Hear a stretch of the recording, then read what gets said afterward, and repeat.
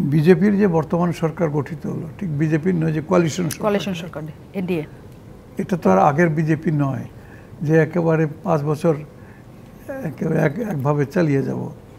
এখানে এক ধরনের জোড়াতালি দেওয়া কোয়ালিশন, এবং আমাদের যে বিঘোষিত আমাদের যে নীতি, পররাষ্ট্রনীতি, সবার সঙ্গে বন্ধুত্ব, এটা করায় আমার মনে হয় এটার এই সুযোগটা নয় ভালো হয়েছে। মাননীয় প্রধানমন্ত্রী এখানে তার ডিপ্লোম্যাটিক অ্যাকিউমেন্ট যেটা আর কি, আমি মনে করি এটা শো করেছেন। অর্থাৎ এটা স্বাভাবিকভাবে ধরে নেওয়া যায় যে একটা বড় অনুষ্ঠান একটি দলের বা একটি গোষ্ঠীর, একটি কোয়ালিশনের যিনি প্রধানমন্ত্রী, তার আমন্ত্রণে তিনি গেছেন। ওখানে গিয়ে শুধুমাত্র শুভেচ্ছা বিনিময় করে তারপরে ফিরে আসার কথা। তো এই সুযোগে মাননীয় প্রধানমন্ত্রী এখানে বিরোধী দলের এদের সঙ্গে যে ইয়েটা করেছেন, যোগাযোগটা করেছেন এবং ডায়ালগটা করেছেন, দিস ইজ ভেরি ইম্পর্ট্যান্ট।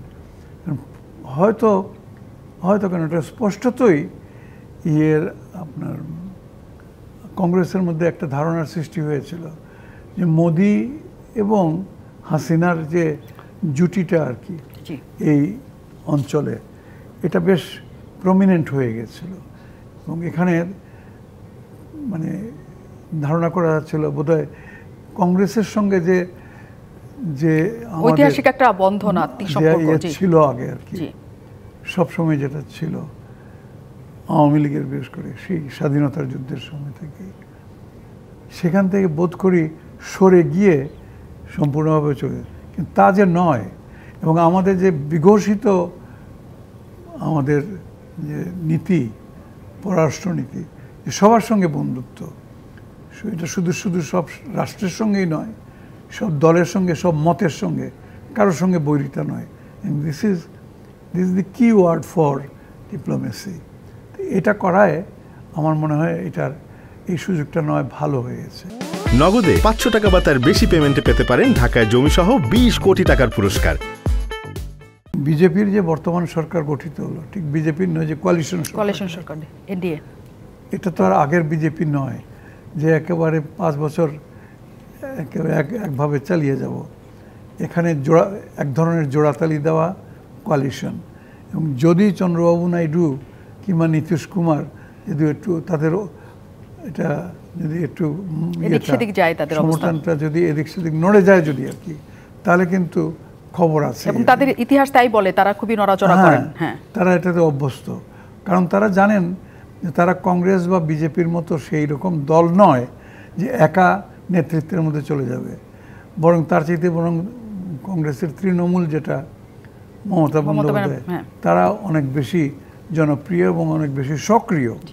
তো সেই জন্যে এই দুই খেলোয়াড়কে নিয়ে যখন মোদি নেমেছেন, তাদের সঙ্গে তাদের যে উষ্ণতা বা এটাকে মোদি চেষ্টা করবেন বাড়াতে, এবং সেই কারণেই তো যাই হোক, আমার মনে হয় এই সব কিছু নির্ভর করছে এই কোয়ালিশন, যেটা আপাত দৃষ্টিতে একটু ক্ষণভঙ্গুর কোয়ালিশন, এটা কতটুকু কী জন্যে বিজেপির যে তাদের দর্শন, যেটা রাজনৈতিক দর্শন, এটার সঙ্গে কিন্তু যায় না, এদের দুজনের সাথে যায় না। হ্যাঁ, এই দুইটা যায় না। অতএব যে কোনো ব্যাপারে সংঘাত হতে পারে যে কোনো ইয়েতে। আচ্ছা, আর বাংলাদেশের তাদের এই দর্শনের সঙ্গে কোনো দরকার নেই।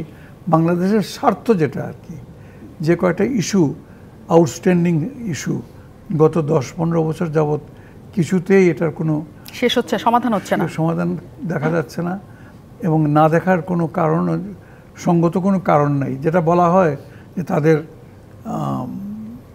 কনস্টিটিউশনের দোহাই দেওয়া হয় যে নদী বলে শাসিত হবে তাদের আঞ্চলিক যে সরকার, অর্থাৎ প্রাদেশিক সরকার, রাজ্য সরকার, তারা রাজি নয়, তাদের সম্মতি নেই। এটা কোনো কথা হলো না। একটা দেশের সার্বভৌমত্ব ওই আঞ্চলিক সরকারের উপরে নির্ভর করে না।